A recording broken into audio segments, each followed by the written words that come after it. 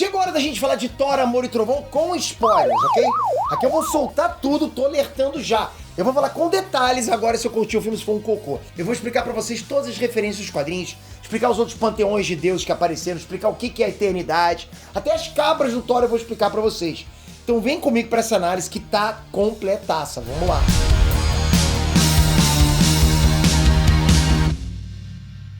Tem coisa mais satisfatória do que um unboxing? Lovely. Ainda mais quando o unboxing tem itens nerds dentro dele. É por isso que eu viciei na minha assinatura de caixa surpresa da Nerd, é o Cubo. Todo mês chega aqui em casa um cubo surpresa com até 5 produtos, incluindo camisetas colecionáveis, acessórios, decoração, enfim. Então vem ver o que chegou pra mim esse mês. O tema é anti-herói. Vamos lá. Pra começar, a camiseta do Wolverine, ó. Se liga na estampa, ó. Mostra aí, editor. Dá uma olhada, eu não tô vendo. Pô, maneiro pra caramba. Já começa com a camiseta. Pelúcia Venom. Cubos Kratos. Kit de adesivos God of War. Revista Spoiler ao Cubo.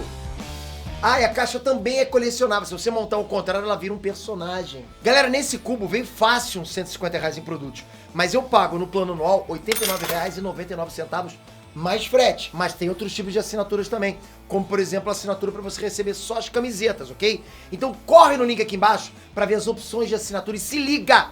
Usa o meu cupom EINERD para você ter R$25 de desconto na primeira compra. Aí sim, hein? EINERD Transpeter aqui.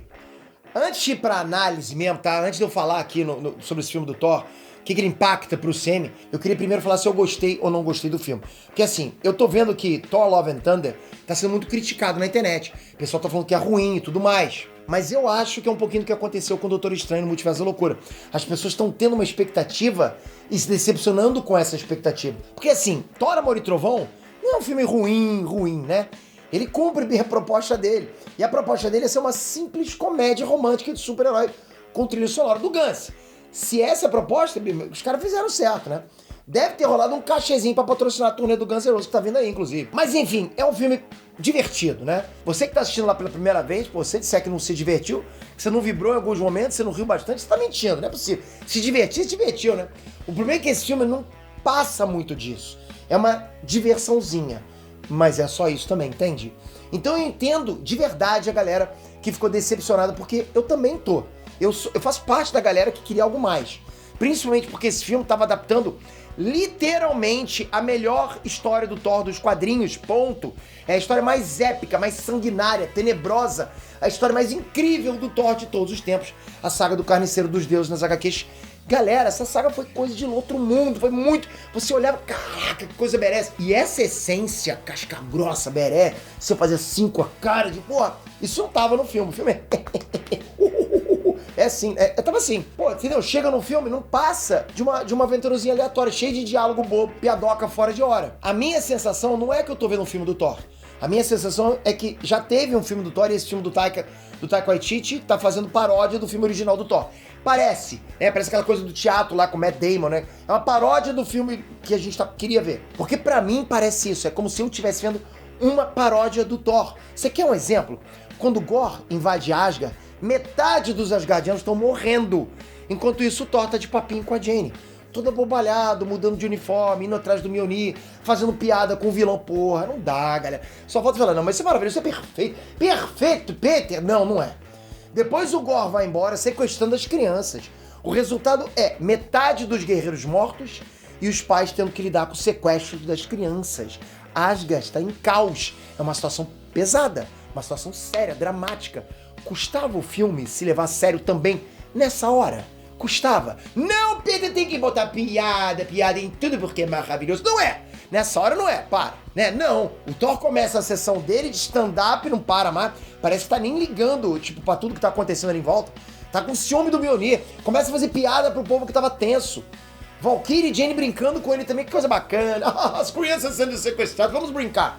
Esse é o tipo de coisa que tira todo o peso, desconecta, tira todo o senso de gravidade do filme, tá? Te desconecta completamente. Você para de levar a própria história do filme a sério.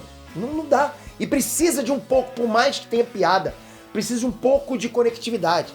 Precisa fazer entrar naquele filme. De quebra, bota um Thor pra fazer uma piada de que eles não fazem mais sacrifício com criança. Tipo, pra que fazer isso? Os vikings na mitologia da vida real faziam sacrifícios humanos mesmo, beleza. Mas nunca teve isso nos quadrinhos. Thor nunca faria uma coisa assim. Então pega mal também uma coisa tão pesada dessa, como matar a criança ser tratada como uma piada, né? A partir daí fica difícil levar qualquer outra parte do filme a sério. A partir desse ponto. O próprio Thor é um bobalhão, todo lesado. Aí a cobra vem te dar um pique. Que isso, cara? Pô, isso é o Thor? Foi como eu falei, parece uma paródia do próprio Thor. E uma paródia bem exagerada, ok? Tipo, o Thor tá muito pastelão. Beleza. Você pode até falar, mas é uma versão do Thor dos quadrinhos. Tá bom, eu compreendo.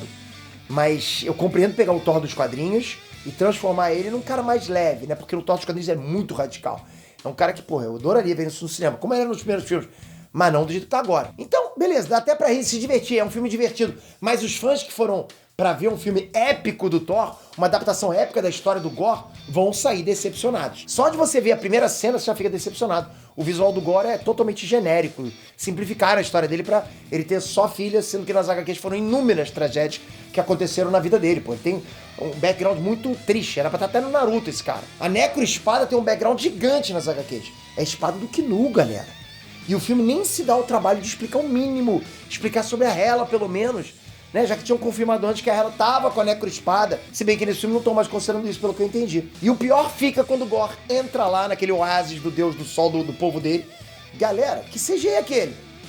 Uma coisa assim, tipo, vergonhosa mesmo.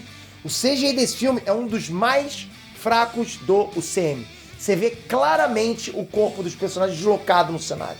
Os personagens virando bonecão nos pulos.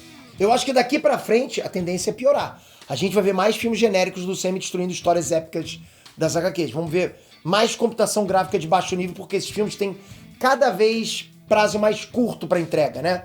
Então acho que é o que tá acontecendo agora, encurtando o prazo e diminuindo a qualidade. A Marvel tá optando por quantidade ao invés de qualidade. E aí, porra, tá dando pra sentir bem a queda de qualidade. Não tem discussão. Galera, quem manja um pouquinho de CGI vai saber o que eu tô falando. Tá tudo muito superficial. Os outros panteões foram apresentados de forma muito superficial. A Eternidade também. Eu vou até explicar umas coisas pra vocês, tá? Nas HQs, boa parte dos panteões não se misturam dessa forma que foi no filme, não. A Cidade da Onipotência, que vocês viram lá, nos quadrinhos, é, na verdade, uma biblioteca que compila todos os contos, todas as lendas de todos os deuses do universo. É um centro de conhecimento. Eu acredito que o Taika tenha transformado a Cidade da Onipotência numa espécie de bordel de deuses, que vão lá pra, sei lá, pra comer o vinho e fazer orgia. Pra justamente dar mais peso pro argumento do Gorr. Nas HQs, o argumento é um pouco diferente, né? É mais focado em fazer um paralelo com o Deus cristão. Que eles podem ter querido mostrar exatamente isso, né? Que algumas pessoas passam por dificuldades na vida, a família sofre doenças, catástrofes, mortes e tal. E essa pessoa pede ajuda pra Deus e não tem resposta, né? Tô falando isso da visão de quem não tem fé, lógico. Isso foi o que o Jason Aaron quis passar nas HQs. Como as pessoas lidam com as tragédias da vida e a falta de resposta de forças divinas, né? Já nos filmes, os deuses são realmente bem filha da mãe, né? O deus do Gorr lá joga fruta na cara dele. Os deuses só querem saber de farra, fazer oba-oba coletivo. Tem um pouco da mitologia original disso aí também, né? Muitos deuses eram fanfarrões, só queriam saber de bebida e sexo. É aquela coisa que mitologia mesmo. Não é uma coisa necessariamente ruim o filme ter adaptado assim. Mas que é estranho ver toda a mitologia do Thor nas HQs sendo distorcida, né? Até a Eternidade foi tratada de forma muito, muito genérica. Virou uma espécie de gênio no centro do universo que você só chega lá e faz um pedido e ela atende. Galera, para. A Eternidade não é isso, ok? Isso é só uma solução fraca de roteiro pro Gorr matar todos os deuses. É uma tentativa, eu acho que, de simplificar uma coisa bem elaborada das HQs. Bem elaborada. Na história original, o Gorr sequestrou um deus das bombas e obrigou ele a montar um projeto de uma bomba divina usando a Necro-Espada. É assim que funciona as HQs. A Necro-Espada, ela se alimenta de sangue divino. Então o Gorr coletava sangue divino e escravizava Deus para trabalhar na construção dessa bomba. O foco dele era essa bomba divina. No CM, os roteiristas, bom, um olhou pro outro e, sei lá, falou: ah, inventa aí que a Eternidade realiza pedido e o Gorr precisa do Rompe Tormentos pra abrir a porta. Ué, mas o que o Rompe Tormentos tem a ver com a Eternidade? Sei lá, bota isso aí. É nesse nível. É nesse nível. Aliás, nos quadrinhos, a Eternidade é basicamente a entidade mais importante do universo Marvel. Por quê? Porque ela é o próprio universo Marvel. Quando você pensa em cada universo, em cada multiverso, quando você pensa no espaço-tempo em si, isso é a Eternidade. É o corpo dela. E ela fala, conversa, interage, tem importância nas histórias. Ela não tá ali pra realizar desejo, pelo contrário. Na maioria das vezes a Eternidade escolhe não interferir em coisas tão banais. Por quê? Porque os conflitos dos heróis são coisas pequenas demais pra ela, porra. O tamanho do multiverso, fala sério. Mas também não é como se eu não tivesse gostado de nada, sério. Eu gostei bastante de algumas coisas originais do filme. A ideia do Thor compartilhar os poderes com as crianças foi bem legal, foi inesperado. O lance do Gorr trazer a filha dele de volta também, e o Thor virar um tipo de padrasto dela. O Thor como pai é uma ideia que nunca foi explorada nem nos quadrinhos. Então tiveram umas sacadas bem originais que funcionaram legal no filme. Ainda é pouco estranho tentar entender por que a filha do Gorr foi ressuscitada com poderes da eternidade. Mas assim, eu particularmente gostei. Isso deve ser o que mais vai impactar o Sam daqui pra frente. Agora o Thor meio que tem uma filha super poderosa que usa o rompe-tormentas. Isso não é pouca coisa, ok? Eu gostei também que trouxeram a Lady Sif de volta com o visual clássico dos HQs. Gostei do Axel, filho do Randall. Mas agora os personagens icônicos que eram pra ser bem adaptados foram bem qualquer coisa no filme. Valkyria, tipo, não fede nem cheira. A Jane poderia durar mais filmes até morrer. Ela tem até uma boa história, um bom background. Ela foi Thor por uma fase inteira nos quadrinhos. A morte dela foi muito bem construída nos quadrinhos. Só um filme como Thor ficou muito corrido pra contar a trajetória dela. No mínimo, o filme tinha que ter sido mais longo, né? Foi muito curtinho. Agora, o Gorr, galera, o Gorr foi completamente estragado. Depois do Coringa do Jared Leto, eu acho que o Gorr do Christian Bale vem ali, assim, tipo, em segundo no ranking de decepções com vilões. O Gorr dos quadrinhos chacinou todos os panteões de deuses da Marvel. Os grupos de deuses de diferentes mitologias, sabe? Só sobrou o Thor pra contar a história. Sem falar que teve toda uma investigação dos assassinos, sabe? Uma espécie de CSI místico, com o Thor seguindo as pistas por diferentes reinos, analisando os corpos, pesquisando. Por isso é que é bacana os quadrinhos. Galera, na boa, só leiam Deus do Trovão nos quadrinhos que vocês vão entender o que eu tô falando. Aquela obra-prima foi transformada num filme meia boca.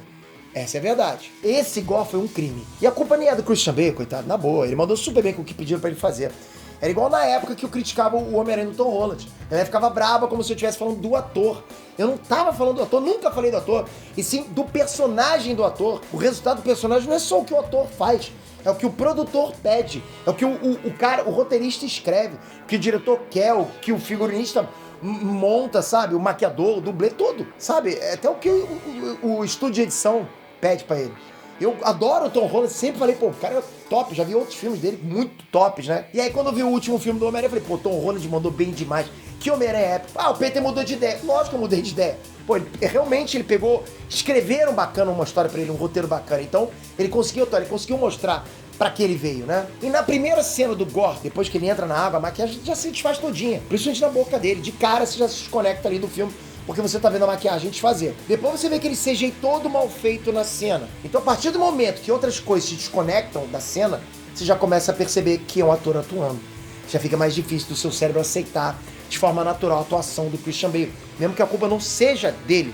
Você tá se desconectando. Você, opa, é um filme. Não pode acontecer isso. E no saldo, pra mim, o Gorr ficou ruim. O melhor vilão do Thor virou um vilão esquecível e matou só meia dúzia de deuses menores. Quanto ao Thor, é aquilo que eu já falei pra vocês, ele virou um bobão. É uma paródia do Thor dos quadrinhos. Ele até tem alguns momentos badass pra caramba, tipo quando ele mata Zeus, ou quando compartilha o poder com as crianças. Mas fora isso, ele é uma piada ambulante. Ele é mais infantil que as crianças do filme. Tô errado? Não tô. Se você pega o início do filme todinho, sabe? Aquela parte com os Guardiões da Galáxia, é até divertido. É piada o tempo inteiro. Até as cenas de ação são feitas como piada. Só vai ter cena de ação séria no final do filme. E são meio né? Tipo, né? Bem água de salsicha a cena de ação. E eu tava com a expectativa de ver alguma coisa, pelo menos 1% do nível da ação da HQ que o filme tava adaptando.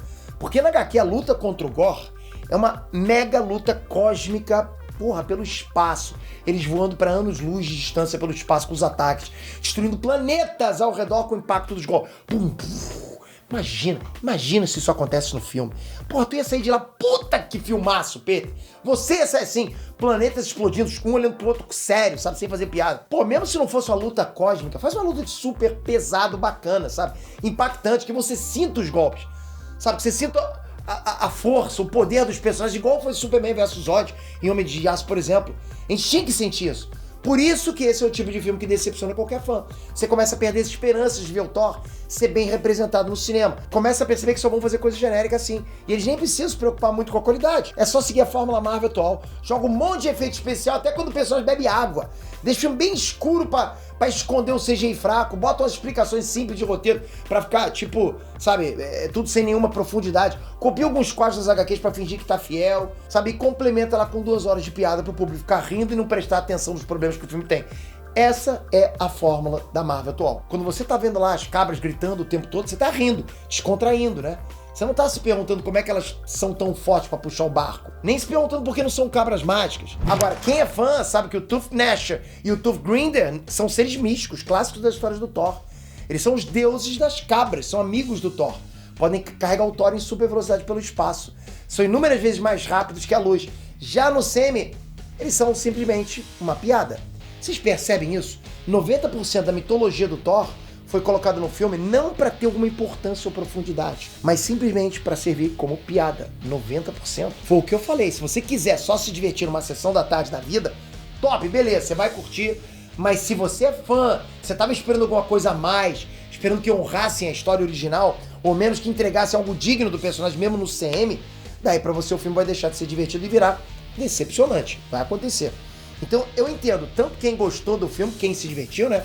Quanto quem ficou decepcionado. É compreensível existirem essas duas respostas diferentes a Thor, Amor e Trovão. É claro, tem a parte mais polêmica do filme, né? O amor de Amor e Trovão se referia também à diversidade, diferentes formas de amor. Mas isso eu vou deixar pra falar especificamente em outro vídeo, né? Eu deixei aqui mais pra fazer análise mesmo, tá? Ainda vão ter mais 2 vídeos explicando as cenas pós-créditos e, óbvio, vão ter outros vídeos respondendo as dúvidas de vocês sobre esse filme, né?